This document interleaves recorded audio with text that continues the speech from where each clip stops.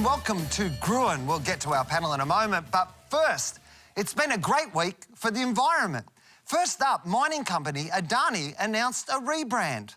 Adani Mining is now Bravus Mining and Resources. Oh, great. What's that mean? Bravus is a from Latin origin, and it means to be brave. What Adani, Bravus, didn't know is that Bravus is actually Latin for someone who is villainous.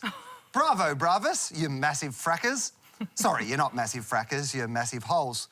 It's not just Adani, Bravus. Oil company Shell, solar energy hero Shell, released this. Shell's building a 650-hectare solar farm. That's roughly the size of 80 million pizzas. Your solar farm is the size of 80 million pizzas. Why are you measuring things in pizzas?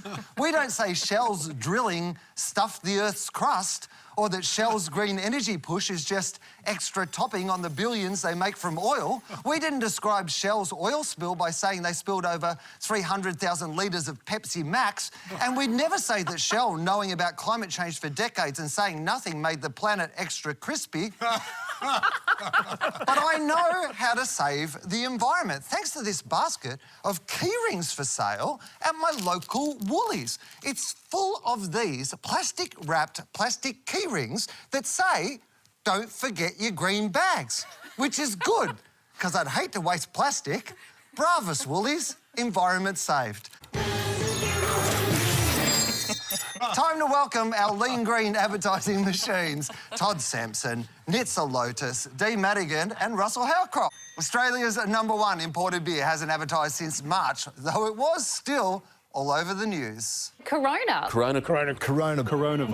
It's Corona. Corona! Amazingly, Corona beer sales have actually spiked this year, not unlike, well, you know. Corona's last Aussie campaign was ahead of its time. No noise. No crowds. No place I'd rather be. Yes to the same again tomorrow. No noise, no crowds, lots of Corona. Sounds about right. In the US, the brand just released this. Have you ever seen a man in a hurry while also drinking a Corona? No, you have not. That's the fine life, baby. Snoop Dogg in an ad. How'd they get him? This isn't the first time a brand has been caught up in a global health crisis. There was Golden Circle SARS. I would have gone with Ebola Cola. And then there was this. With AIDS, I ate less, so the weight came off. To help keep it off when I sometimes want things loaded with calories, AIDS helps put me in control. Let the AIDS plan teach you how to take off weight and help keep it off. Try peanut butter AIDS. Todd, what happens when your brand has the same name as the worst thing in the world? So when they look at coronavirus under a microscope, it actually has a kind of crown-like shape, so that's why they named it. And it is incredibly unfortunate, but that's why you build brand equity. They're one of the strongest beer brands in the world, and they've already built the scaffolding or the real estate in our minds. We think beach, we think lime, we think low light, we think relaxed and chilled. So the best thing for them to do now is what they did, which is nothing. I think it must have been very tempting for them to leverage off Corona, and it was very smart of them to resist it for exactly that reason, because whilst it's funny to drink during the pandemic, you don't want to become the old joke, so they were really careful to separate their branding from it. So I believe that there's a real supply issue, and there won't be much Corona, if any Corona, in Australia over the summer months. And that's because people have just been smashing Coronas all over the European summer. And why? Why do you do that? Well, obviously it's the irony of it. So who doesn't want to smash down the Corona and then just chuck that glass bottle against the wall? I mean, if you think Corona beer is linked to coronavirus, you should probably stop drinking. In March, alcohol sales increased at a historically unprecedented rate of over 40%. Don't know why. The beer market leaders are Carlton United Breweries and Lion, which owns Tooheys Extra Dry, a brand that once sold itself in a very un-COVID-safe way.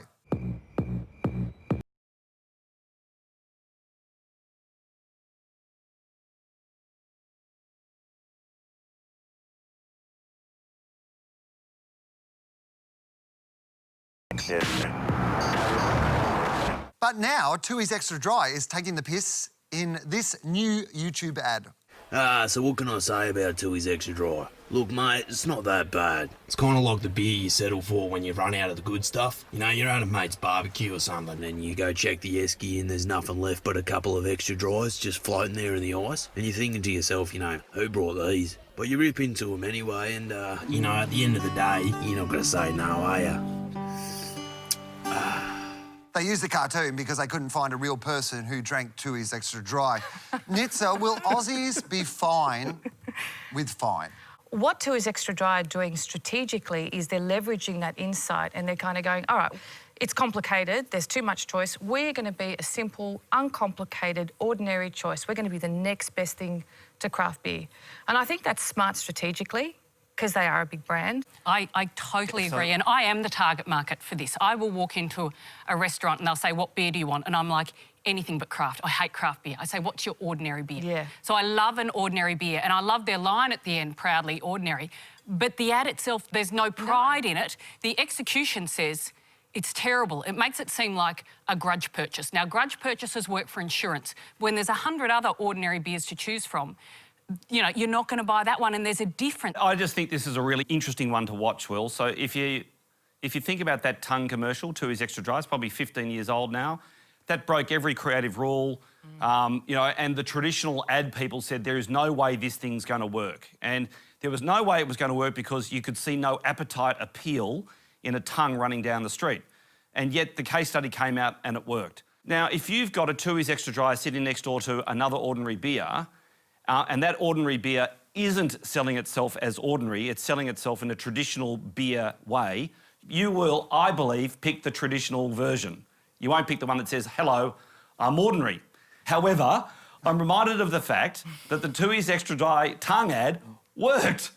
But didn't it work because the tongue was so taken by the beer that it got out of this guy's mouth? Like, I would argue there was some appetite appeal there. It was kind of weird and gross, but you got what it was saying, that it was so tasty, your tongue would literally dismember itself to get it. Millennials drink beer from arty cans that look like the tattoo you'll get when you've had too many of them. Tooheys want in on the golden ale rush, so it enlisted satirical website The Batuta Advocate. Batuta Advocate says, Tooheys Extra Dry has officially been labeled the Adelaide of beer. Tooheys Extra Dry. Proudly ordinary. Artist, Struthless. And if you're every dude ever, then you're gonna love to drink a very ordinary beer. It's like watching Friends, but it's a beer. And comedians, the inspired unemployed, who loved it. Alrighty, boys, who's thirsty? Simon. Now, mate. What have you done? It's not that bad. Dee, why are Tooheys operating under the influencer? I feel like this is one of those campaigns that on social media will hit every milestone. It'll get all the views, it'll get all the shares, it'll get all the likes, and I still don't reckon it's going to sell it. I think it's better than the TV ads. I think particularly the Batuta Advocate stuff, because it really is just proudly ordinary, which is, as I said, I think is a good strategic line, but I still feel like they just go too far. I'm thinking about this campaign versus, do you remember the picnic ad, Will, that was deliciously ugly? Oh, yeah. And deliciously ugly, it obviously described the look of the bar, but it also told you it was delicious. Now, this only works if ordinary is a taste value that gets you a sale. So perhaps it does. They use influencers because it's smart. And they know, the research shows that under 25, 70% of under 25s trust influencers more than traditional celebs. And all influencer is, it's bigger than print now. All it is social conformity. It's social proof. If this person who has a huge following must be in the know, and therefore they endorse something, it's a digitized word of mouth. And it's very powerful. It was the only thing they did, I would say, it doesn't feel like it would reach enough people, but it's not. It's part of their campaign. One of Australia's best-selling beers is Great Northern, which has ads full of boating, camping and fishing. Weirdly, boating, camping and fishing supplier BCF has a website full of Great Northern merchandise because when you're camping, no one can see how you're dressed. The brands even advertise together. All set, lads? I'll go grab the Northerns. Nah, mate. I'll get them. Nah, mate. I'll go get them. No need to fight, boys. Already got them. Great Northern Brewing Co. is giving away $10, $20 or $50 BCF vouchers in every specially marked case. With a voucher in every case, who wouldn't want to buy the beers? I wouldn't want to buy the beers, particularly if they make you swerve off the road. Russell, what's going on here? So, Will, what does the ordinary footy-loving fella crave when they go to the footy? What do they want to eat when they go to the footy? Oh, they want to eat a bloody 4 and 20 pie, don't they, Russell? Exactly, Will. Because what 4 and 20 pies have done over a long period of time is they've attached themselves to one of the great pastimes of Australia, whether it's league, whether it's union or whether it's AFL. What Great Northern has done is a brilliant job at attaching themselves to one of the most popular pastimes in Australia. There are 5 million people that enjoy fishing as a recreation. These guys are now the #1 beer in Australia. The #1 beer in Australia, just by slowly but surely attaching themselves to a recreation, yes, but also a feeling, that wonderful feeling that you get when you go fishing. Yes, it's fishing with your mates, but it's also, there's a feeling which you're relaxed, your mind is in a different place, you can forget all the worries of the world, and they've just crept up on us and done a brilliant job at attaching a brand to a recreation. It's so smart, isn't it? Because no one actually likes fishing. People like getting pissed with their mates for 3 days and fishing is the excuse. Precisely. But by the way, Will, the BCF stuff, boating, camping, fishing, it's BCFing fun, one of the great new retail campaigns. It is, I just adore it. And surprise, surprise, it's written by one of the great advertising writers of the last 25 years in Australia. All I'm going to say, Russell, is this is not the sort of show that celebrates people who write advertising jingles. Heineken have ads set in COVID-safe bars. Stomping on your dreams. And if I didn't think it was worth one try, I'm gonna roll myself up in a big ball and fly. And that's not the only new normal Heineken is selling.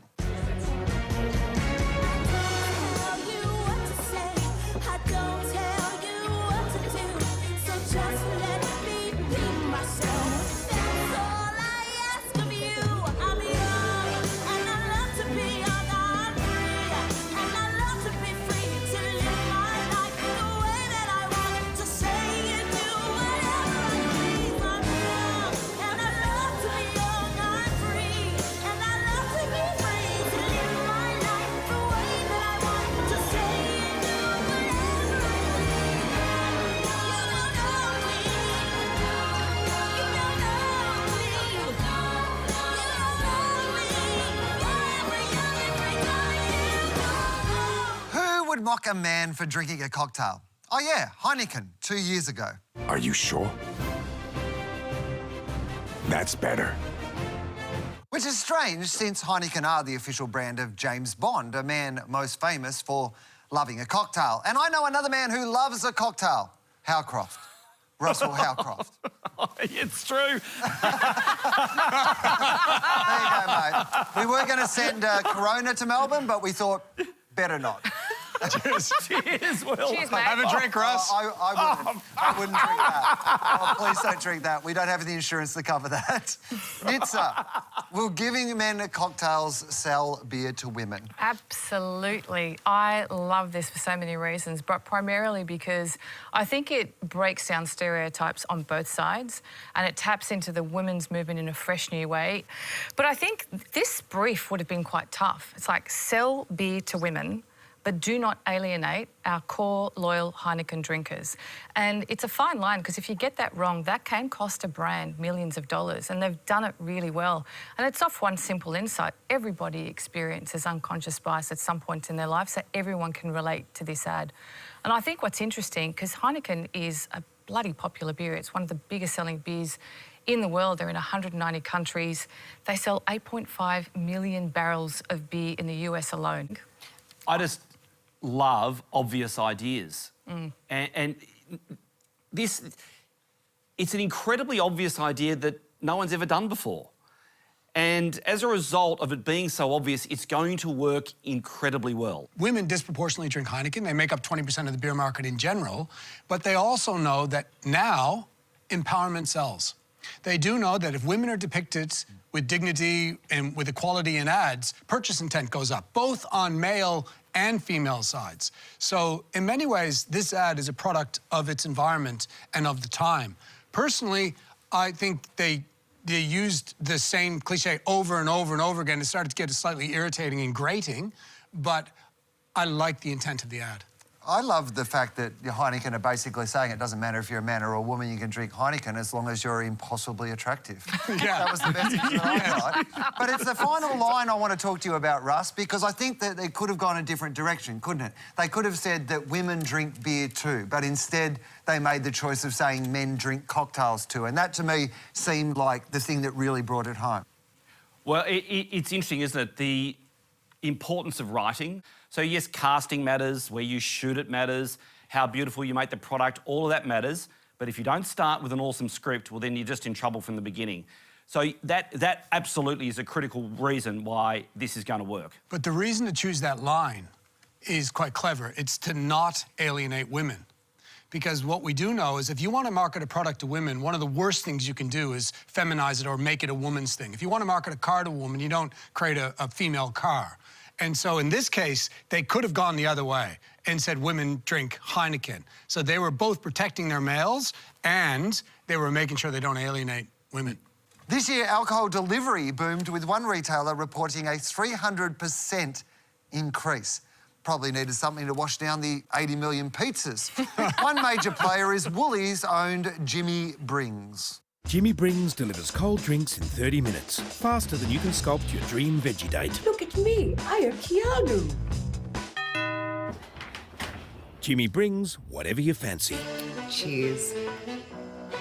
Tonight, I'll be blacking out. And Sophie Monk in an ad? How did they get her? Bottle-O, the IGA of booze, are fighting back through song. Hey, there goes the man from the Bottle-O. He's a really cool guy. And every time we see him in the neighborhood, he says hi. He tells us a joke, we all laugh. Yeah, that's how he rolls. Together in sunshine, the Bottle-O. And he's got a big sign. Bottle-O, no. D, can bottle shops beat delivery, or are they taxis in an Uber world? They'll never beat deliveries putting up crap ads like that. Didn't love that? I Didn't drink love to that? forget that ad. Do you know what? You could, when you're going to be that naff, you have to be so completely over the top that it's funny. That was, I don't know what that was. I never want to say it again. But that you could absolutely sell bottle shops. So 80% of Australians have no loyalty to wine, to brands. And the reason is because we actually like to shop different. We like to find new things. And the reason I go to my bottle shop down the road is I walk in and they've got weird and wonderful things that you can't find online. Like Jimmy Brings has only got, like, I think 12 red wines, 12 white wines. I'll go in there and I'll say, look, I'm having this, or I'm going to dinner here. What should I try? And he'll find me something unusual. And that's what an ad for a bottle shop should do, that there is a level of expertise that you don't get online. So an old boss of mine said many years ago, early days when I was being trained, Will, all advertising works. It's just a matter of how much. So, yeah. So even this will work. It will work. It may not work as much as another idea would have worked. Because fundamentally, first and foremost, you actually have to get brand awareness out there. You actually have to say, here's what our name is, here's what we look like. So you can't leave that advertising not knowing the name and not knowing what the brand looks like and not knowing what they do. So sort of the fundamental building blocks have been put in place. So it will work. It just there may have been a better idea out there. Definitely. We thought if embracing negative press could help Tui's Extra Dry, maybe it could help another brand that leaves a bitter taste in some people's mouths, the ABC. What do you call a beer made of late-night ABC presenters? A pale ale. Lately, every billboard's been telling me the same thing. Look up.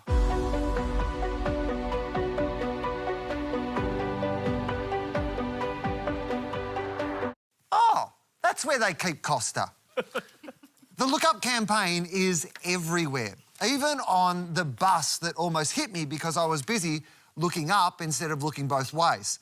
What am I looking up at and why? Is it a religious cult, an airline, or just someone trying to distract me while they steal my wallet? Well, I took their advice and I looked it up. The Look Up website includes instructions on how to look up and how to have an aha moment. Here's my aha moment. The Look Up campaign is by the Outdoor Media Association. Basically, big billboard. Aha. And why do they want me to look up? I looked that up too.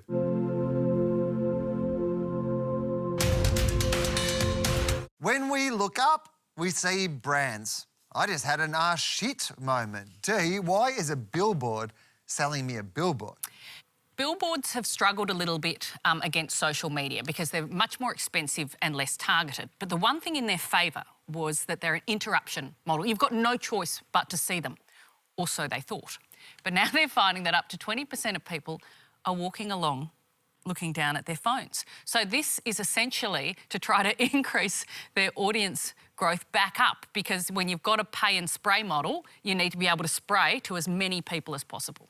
I'm a fan of outdoor, and we did a campaign a long time ago. One of my favourites that we did, which was when the opening of Bondi Westfield, we put an outdoor campaign right in front of the door which said, browse at Westfield, buy on eBay.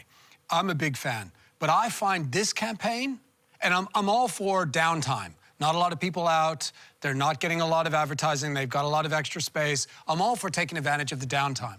But to me, it feels vague and slightly deceptive. You think it's for something potentially good, or it's something charitable, or something important, and then you realize it's an ad for outdoor advertising. And to me, it lets itself down.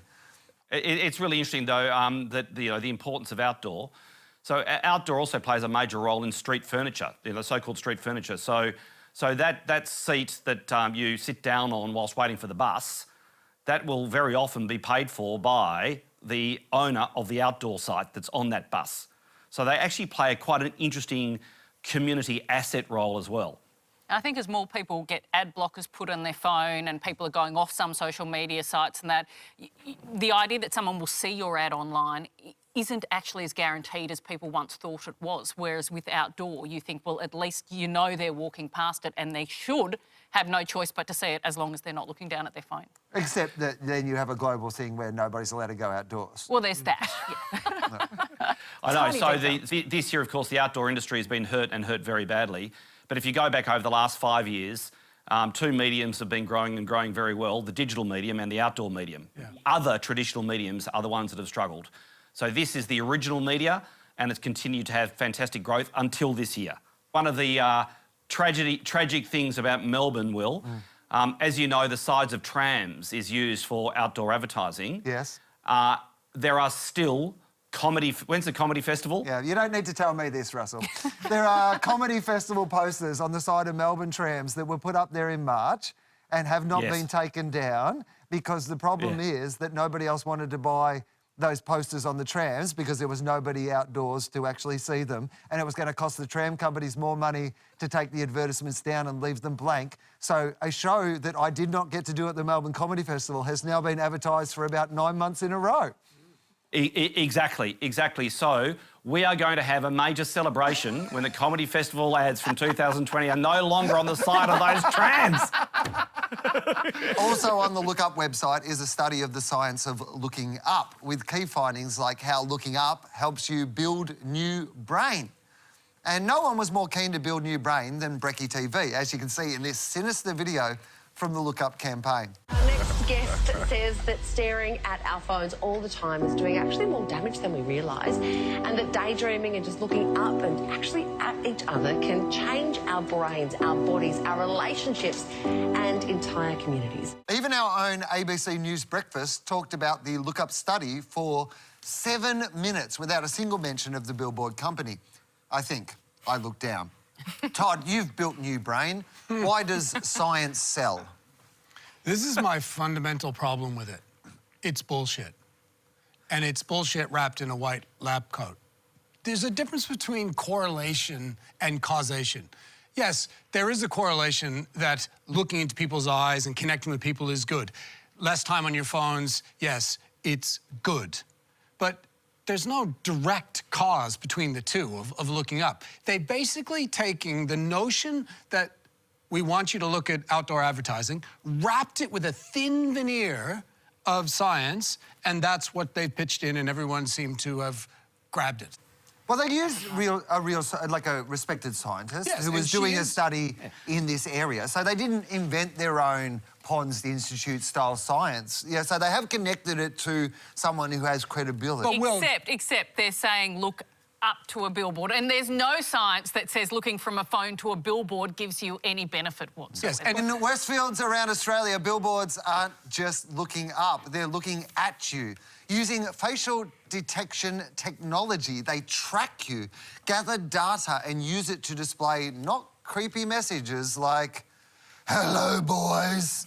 This technology is unregulated in Australia and doesn't need your consent to track your age, your gender, and most terrifyingly of all, your mood. Good. I hope the billboards can read my mood loud and clear. My favourite thing about the Look Up campaign is the definitely not made-up quotes from anonymous punters. Looking up put some breath into my week. It was incredibly calming to look up at the blue sky for a change. Definitely real. So we asked some scientists and professors to look up the campaign and tell us what they thought. This might politely be called neurobabble. The website strikes me as satire. I spent 4 hours painting my ceiling yesterday, so it should be a good week. So I guess the real message is this: look away. Thanks to our panel, Todd, Nitzer, Dee and Russell. A couple of weeks ago, we introduced you to Bunnings theme maestro Trevor Hilton, and people loved him. Now that's earned media. So we thought in a year where we could all use some joy, we'd spin off into a new series, The Unmasked Jingler. Or to put it another way... And now it's all this. So we'll leave you tonight with the big reveal of another underappreciated Aussie music icon. We'll see you next week.